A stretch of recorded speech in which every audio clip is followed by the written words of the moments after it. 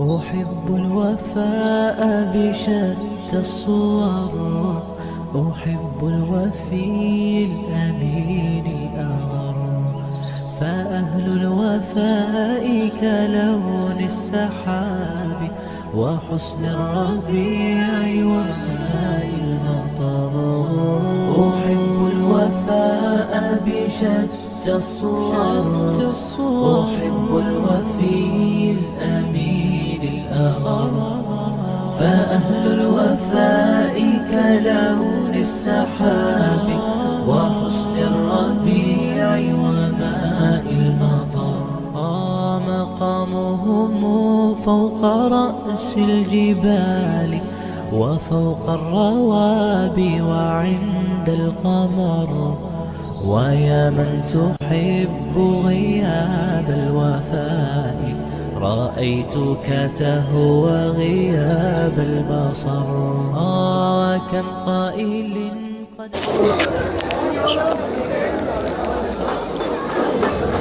السلام عليكم ورحمة الله وبركاته. إن الحمد لله نحمده ونستعينه ونستغفره ونعوذ بالله من شرور أنفسنا ومن سيئات أعمالنا.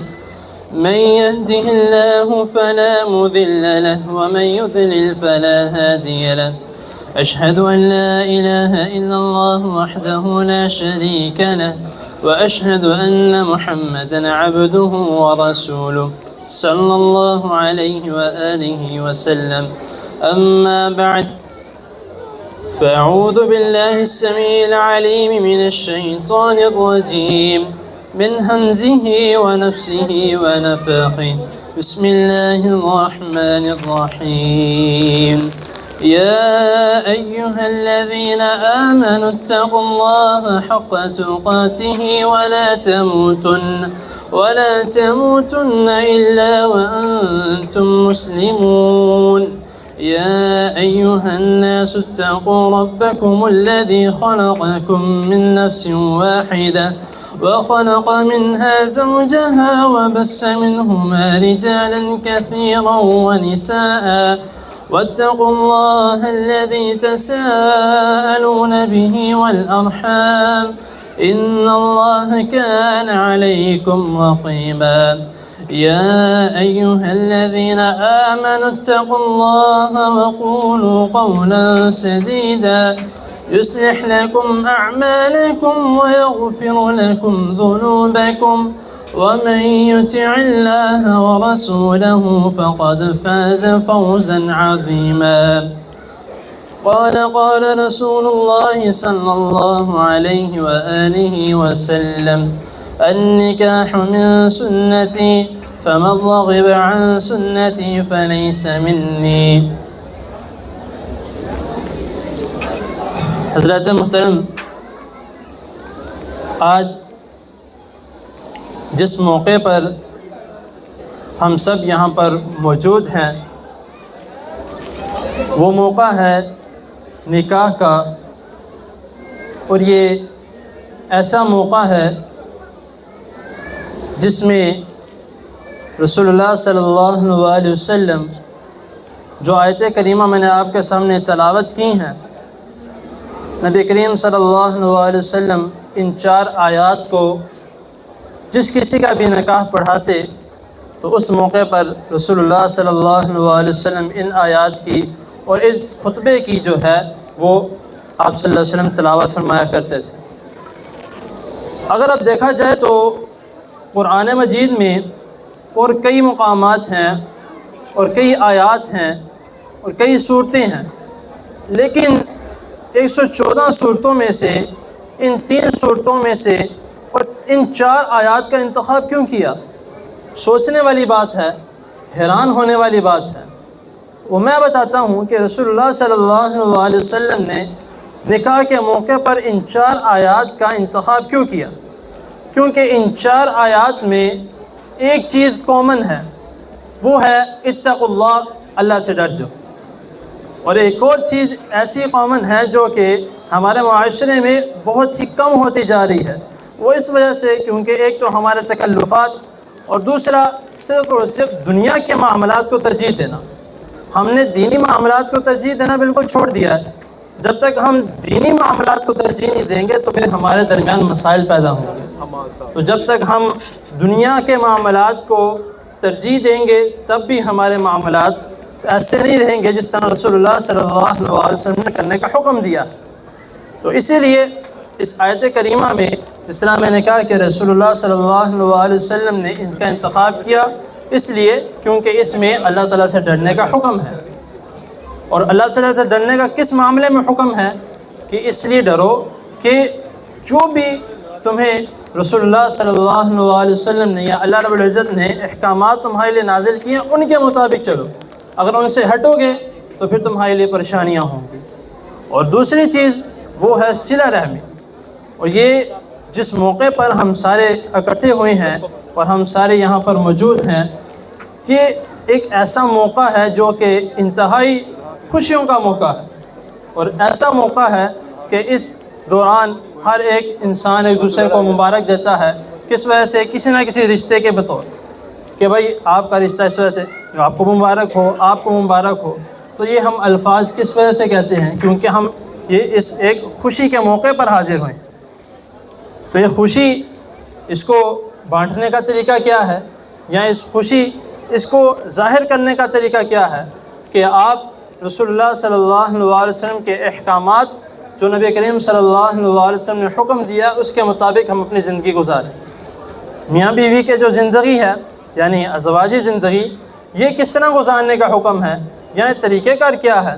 رسول اللہ صلی اللہ علیہ وسلم نے فرمایا خیرکم لأہلی وانا خیرکم لأہلی کہ تم میں سے بہتر وہ ہے جو اپنے گھر والوں کے ساتھ اچھا ہے اور میں تم میں سے سب سے زیادہ گھر والوں کے ساتھ اچھا ہوں.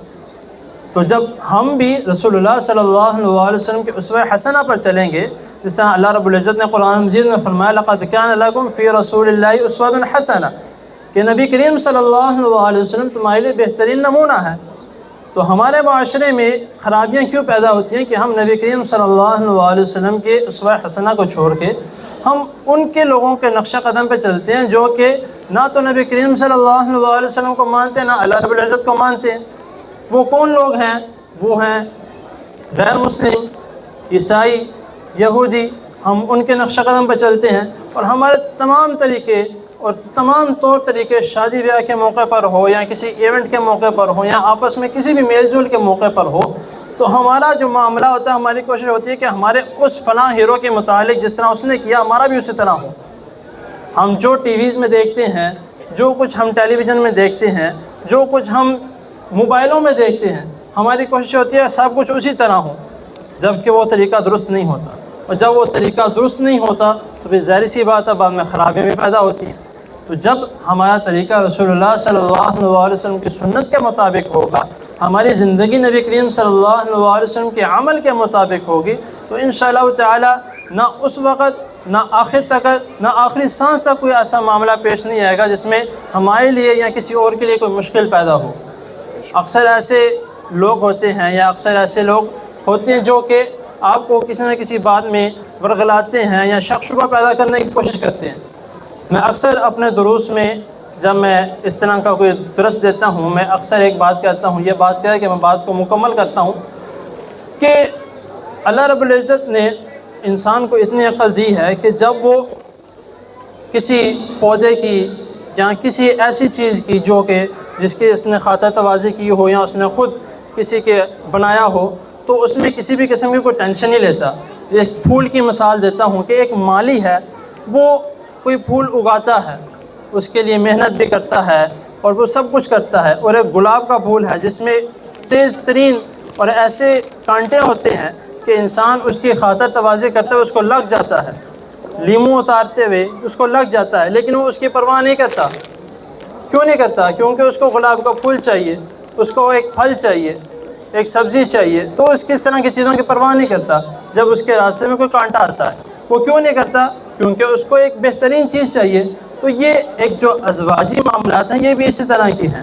اس میں اگر کوئی نوک چوک ہو جائے، کوئی اونچا معاملہ ایسا کوئی ہو جائے تو اس میں بھی آپ کسی چیز کی ٹینشن نہ لیں. ہو جاتا ہے، کوئی کبھی مرد بول جاتا ہے، کبھی بیوی بول جاتا ہے، کوئی مسئلہ نہیں ہے. میانہ روی اختیار کریں آپس کے اب ایک دوسرے کے اخلاق کو اچھا کریں، تو جتنا اچھا کریں گے اتنا آپس میں محبت پیدا ہوگی، اتنی جو زندگی ہے بہترین چلے گی۔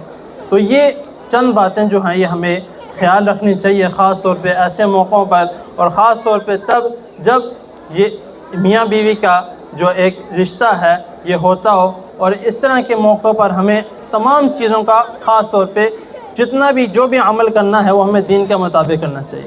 باقی اللہ تعالیٰ کی حضور دعا ہے اللہ تعالیٰ ہمیں جس موقع پر ہم یہاں پر سارے اکٹھے ہوئے ہیں، اللہ تعالیٰ اس موقع کو زیادہ سے زیادہ جو ہے خوشیوں والا موقع بنائے، برکتوں والا موقع بنائے، اور ان دونوں میاں بیوی پر اللہ تعالیٰ اپنی رحمتوں کا نزول کریں۔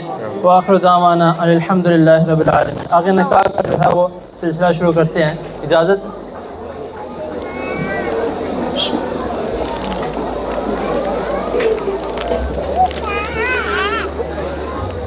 محمد سنان مشاہد ولد مشاہد جوید، میں اللہ تعالیٰ کے فضل و کرم سے مسکان رضوان بنت شیخ محمد رضوان الیاس کو ولی اور گواہوں کی موجودگی میں بعوض حق مہر 2 کڑے 4 چوڑیاں مالیت تقریباً جس کی 19 لاکھ روپے ہے، اور اس کے علاوہ 10,000 روپے نقد جو کہ الحمدللہ ماشاءاللہ معجل ادا کر دیا گیا ہے، میں آپ کے نکاح میں دیتا ہوں کہ آپ کو قبول ہے؟ قبول ہے۔ محمد سنان مشاہد ولد مشاہد جوید، میں اللہ تعالیٰ کے فضل و کرم سے مسکان رضوان بنت شیخ محمد رضوان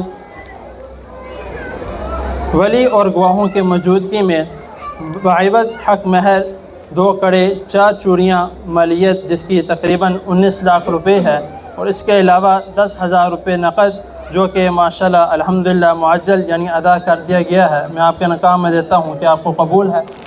قبول ہے۔ محمد سنان مشاہد ولد مشاہد جوید نے اللہ تعالیٰ کے فضل و کرم سے مسکان رضوان بنت شیخ محمد رضوان الیاس کو ولی اور گواہوں کی موجودگی میں بعوض حق مہر 2 کڑے 4 چوڑیاں مالیت جس کی تقریباً 19 لاکھ روپے ہے، اور اس کے علاوہ 10,000 روپے نقد جو کہ معجل ماشاءاللہ الحمدللہ ادا کر دیا گیا ہے، میں آپ کے نکاح میں دیتا ہوں کہ آپ کو قبول ہے؟ قبول ہے۔ ماشاءاللہ دعا کریں اللہ تعالیٰ ان دونوں جوڑوں کو خیر و عافیت سے اور خوشیاں دیکھنے کی توفیق عطا فرمائے۔ الحمدللہ رب العالمین والعاقبۃ للمتقین۔ اللہم صلی علی محمد وعلی آل محمد كما صليت على إبراهيم وعلى آل إبراهيم إنك حميد مجيد. اللهم بارك على محمد وعلى آل محمد كما باركت على إبراهيم وعلى آل إبراهيم إنك حميد مجيد. ربنا آتنا في الدنيا حسنة وفي الآخرة حسنة وقنا عذاب النار. ربنا ظلمنا أنفسنا وإن لم تغفر لنا وترحمنا لنكونن من الخاسرين. لا إله إلا أنت سبحانك إني كنت من الظالمين. ربنا هب لنا من أزواجنا وذرياتنا قرة أعين واجعلنا للمتقين إماما. اے اللہ، آج جس موقع پر ہم یہاں پر سارے اکٹھے ہوئے ہیں یہ ایک ایسا موقع ہے جو کہ نکاح کا موقع ہے. اے اللہ ان دونوں میاں بیوی میں ہمیشہ سلوک اتفاق پیدا رکھنے کی توفیق عطا فرما، اور ان کو خوشیوں سے برکتوں سے رحمتوں سے نواز.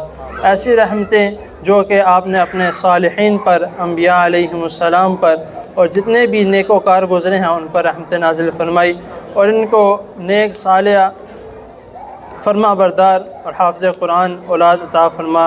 اے اللہ، جس موقع پر ہم یہاں پر سارے اکٹھے ہوئے ہیں، اے اللہ ان میں سے جو بیمار ہیں اے اللہ ان کو صحت عطا فرما، جو اس دنیا سے جا چکے ہیں، جو خاص طور پر ایسے موقع پر یاد آتے ہیں، اللہ تعالیٰ ان کو جنت الفردوس میں اعلیٰ مقام عطا فرما.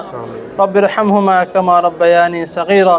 ربنا تقبل منا انك انت السميع العليم وتب علينا انك انت التواب الرحيم.